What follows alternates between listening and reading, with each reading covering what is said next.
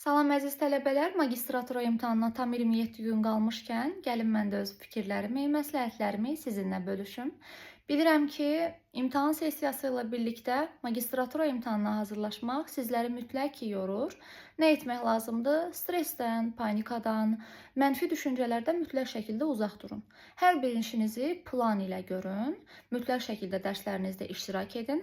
Unutmayın, müəllimlərin, bizlərin sizə verdiyi testlər, sınaqlar imtahanda maksimal nəticə yığmağınız üçün ən əsas açardır.